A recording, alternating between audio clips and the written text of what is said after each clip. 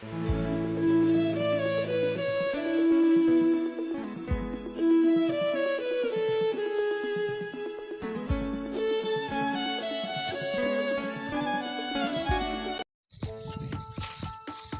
guys!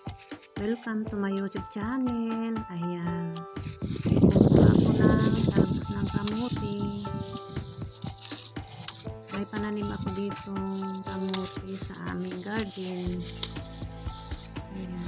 Ito ay napapakinabangan ko kasi pag wala akong ulam, ayan. Marunong si Ate Emma na mag-discarte ng kanyang ulam. Ang buhay ko sa probinsya, dala-dala ko rin dito sa ibang bansa.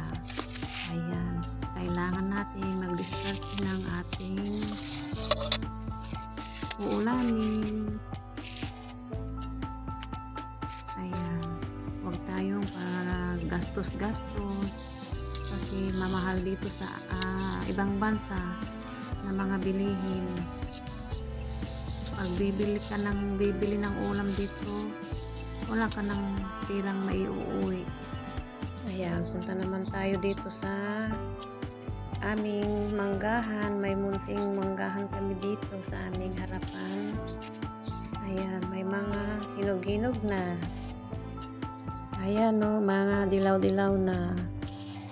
Ayan, pwede na siyang kunin para ipahinog. Pero hindi pa namin kinukuha.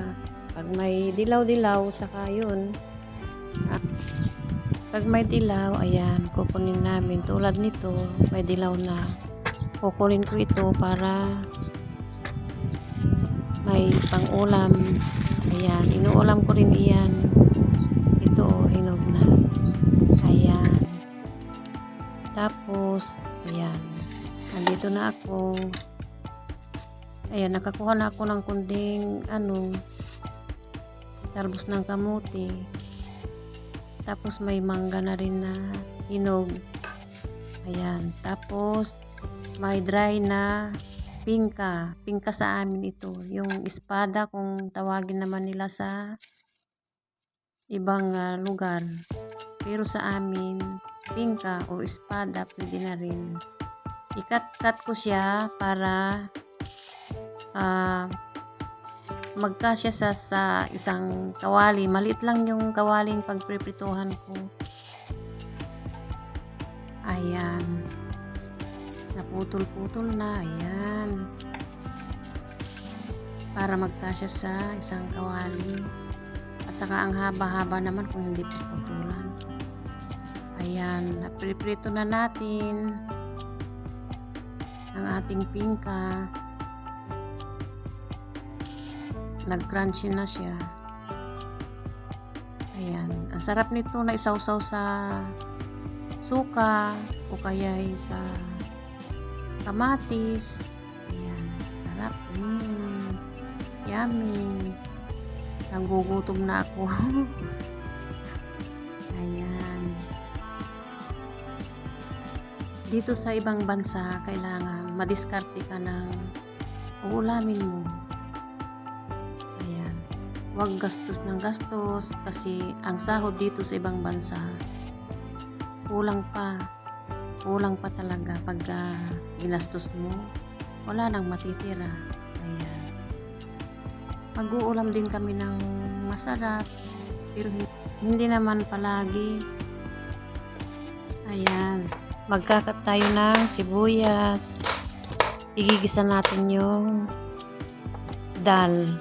Nasasahugan ko ng talbos ng kamuti para yun na rin ang ulam natin. Ayan, parang galit. Parang galit si Ate Emma.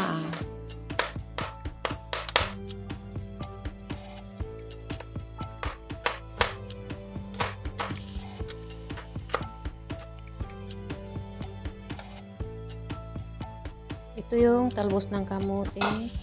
Pangsog natin sa dal.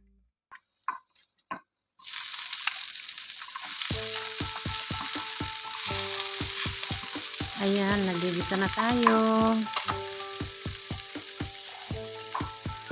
Sa katulad kong mga OFW, itry nyo ito, yung dal, igisa natin kasi Ang lasa nun is parang munggo lang. Madali lang lutuin. Kung hindi kayo may-arte, kasi karamihan sa mga ating mga OFW, ayaw na nila yung mga ganitong luto. Mag-order na lang sila. Karamihan dito, naku-order ng order. Okay lang, pira lang naman nila yun, diba? Ako, hindi ako mga arte. Galing talaga ako sa probinsya. Alam ko talaga ang hirap. Kaya, ito, diskarte, ayan. Ilalagay na natin yung dal. Dal ito, yung parang munggo ang lasa. Ayan. Pero, ito, yung dal na mga pagkain ng India, karamihan ito ang niluluto nila na iginigisa.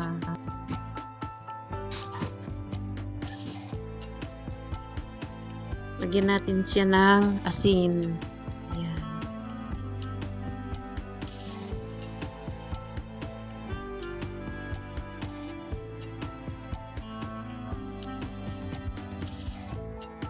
At saka bitchin. Yan, simpleng luto lang ito, mga kabababayan na OFW. Yan, nilagay ko na rin yung talbos ng kamuti. Yummy na yan. Ulam namin nung kasama ko na Pilipina rin.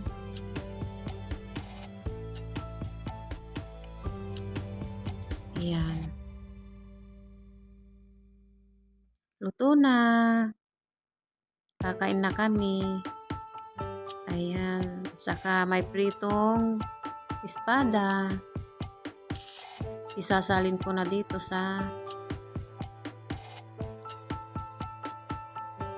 lalagyanan. Ayan. Para hindi siya lumamig. Kasi mamaya-maya ka pa kami kakain. Ayan.